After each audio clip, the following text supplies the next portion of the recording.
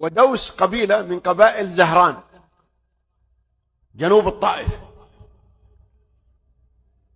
زعيم القوم زعيم دوس قدم المدينة واسمه الطفيل ابن عمرو الدوسي وأسلم، ثم رجع إلى قومه يدعوهم إلى الإسلام فردوه ولم يطيعوه وتمردوا عليه، فخرج منهم غاضبا حتى رجع إلى النبي صلى الله عليه وسلم في المدينة وقال: يا رسول الله، ادعوا على دوس فإنها عصت الله ورسوله.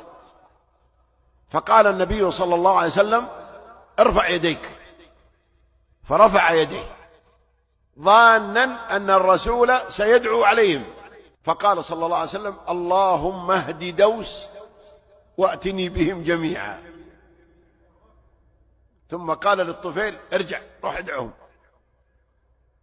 قال: أعطني علامة يا رسول الله. قال: نور في جبهتك. قال: يا رسول الله في غير وجهي، هذه مثله. قال: في صوتك. رجع الرجل وقطع المسافة من المدينة إلى بلاد زهران، ولما أشرف عليهم من الجبل وإذا بالصوت في يده يولع كهرباء. قالوا: فيه نور من الجبل. إيش هذا النور؟ قعدوا يرقبونه وإذا به الطفيل بن عمرو. قال: جئتكم من عند رسول الله صلى الله عليه وسلم وقد دعا لكم. قالوا: لا إله إلا الله محمد رسول الله. أسلمت دوس كلها وتركوا بلادهم ومزارعهم وأراضيهم وأخذوا نساءهم وأطفالهم وقدموا المدينة.